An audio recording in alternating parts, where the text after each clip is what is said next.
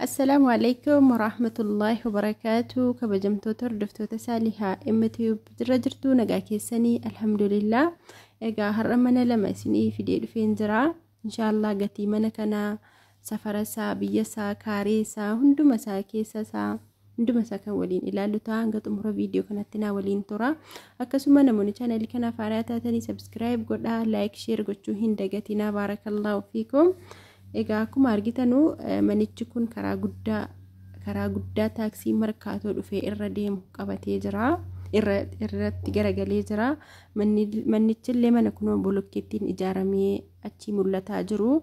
Barriinsaa as karaadhaan ol hin baane. Manni garuu suuqii kunoo suuqii qabaa. Suuqiin kun kan saati kan manichaati jechuudha. Akkasii kunoo asirraan gadi galamaa gibbiinsaa asiin bahee. Garuu manni suuqii sun karaatti ol garagalee jira. Gibbii manichaa immoo asiin ol galama jechuudha. Abbaan barbaadan illee achirraan baafachuu dandeessu.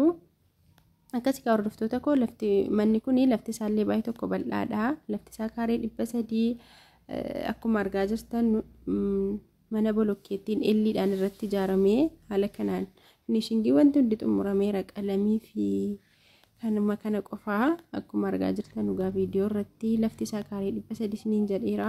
Maashaallah bakka hojiidhaafis illee ta'a manooriyaadhaafis ta'u akkasii manni kuni suuqii qofa miti kan inni qabu.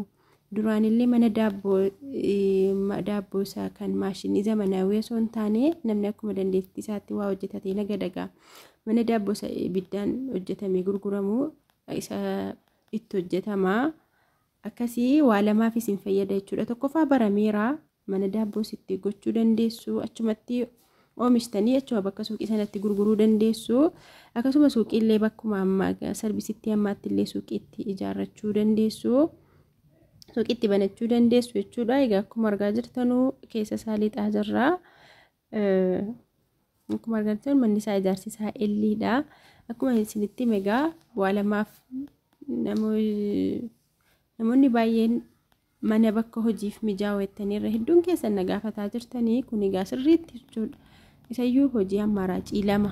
Tokkoffaa mana daabboo lammaffaa immoo suuqii itti godhachuu dandeessanis lachuu itti godhachuu dandeessu. Kanaaf baay'ee tokko bareedaadha. Karaa irratti ol garagaleera. Kaartaa pilaanii qabaa, seera qabeessaa, bishaan ibsaa qabaa. Namni keessa jiraataara jechuudha. Akkuma argaa jirtan kun manyitaa isaati. Kun immoo mana fincaaniiti. Jalqaba mana fincaanii natti hin fakkaanne tuumbanee isiniin agarsiisin keessaa bahee egaa manyitaa lamaa fi saaloonii tokko kichinii xiqqoo tokko qabaa. Akkasiin isiniin jedha hordoftoota koo amma ta'etti kifliinsaa kilaasiinsaa babal'aadha. Garuu manyitaa lamaaf saaloonii tokko qabaa. Kichinii alaaf keessaa xixiqqoo qaba jechuudha. Akkasii hordoftoota koo gibbiinsaa bal'aa gatii ta'ee fi namoonni barbaadan bukeetti illee itti ijaarrachuu dandeessu isiniin jedha hordoftoota koo. Egaa lafti bal'inni lafa kanaa kaaree 300 gatii mana kanaa miliyoona 3.5 gatii dhuma isa dhumaa jechuudha. Yoo jiraate diriirii xiqqoo yoo qabaatedha garuu akkasii seera qabeessa kaartaa pilaanii qabaa, bishaan ibsaa qabaa, waa hunda kan guuttate karaarra kan jirudha.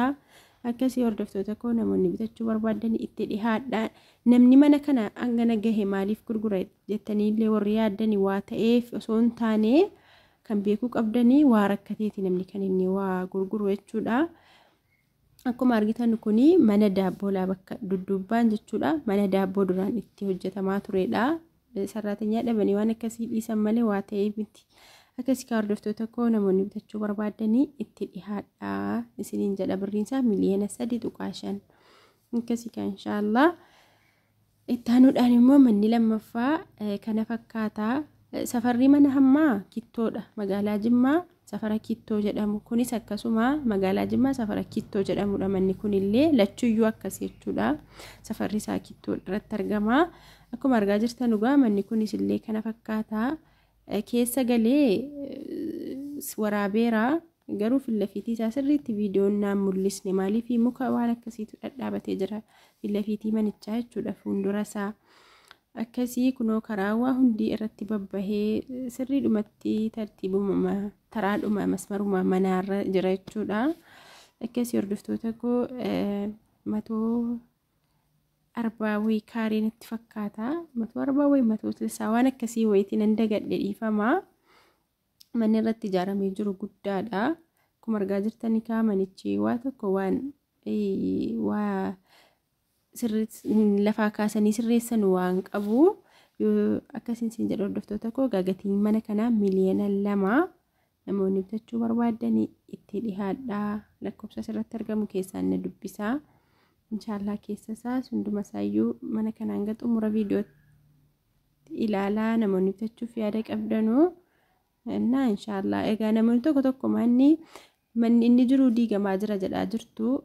Kana ta'uun bareedduudha. Siichi diigamaa, siichi karaan babbahee manni akkas godhamaatu nama yaaddessa malee inni erga karaan bahee inni diigamus diigamee karaanis bahee wanti hundi masmara godhate bituu nama yaaddessu jechuudha. Silaa jalqaba ture alhamdulillah hammaayyuu inni bituuni itti nama kakkaasu jechuudha. Maaliif wanti hundi bakka karaan inni bahadhamee waggaa meeqa haasaa ture si alhamdulillah. Kan diigame kan irra bahee kan hafeera akkuma isinitti hime kanaan dura seera qabeessa kan ta'e kaasaa kennamaa fi kan seera qabeessa hin taane immoo akkuma jirutti ta'a jechuudha. Akkas inshaallah namoonni manni isin jalaa diigame gaa rabbiin qabeenyaadhuma hin qabne bakka isiniif haa buusu. Namoonni immoo siichi bitachuuf yaada qabdanuu siichi wanti isin sodaattan hin jiru wanti bahee darbeera jechuudha. Akkas inshaallah hordoftoota koo manni kun egaa akkuma isinitti hime birriin isaa miliyoona 2 safarri isaa kiittoodha, kaartaa qaba, bishaan qaba, ibsaa qaba, waa hundayyuu guuttatee jira. Inshaallah hanga xumura viidiyoo kanaatti ilaalaa. Hanga viidiyoo biraatiin walitti deebinutti nagaa rabbii keessanaaf jiraadhaa. Wassalaamu alaikum warahmatullahi wabarakatuh.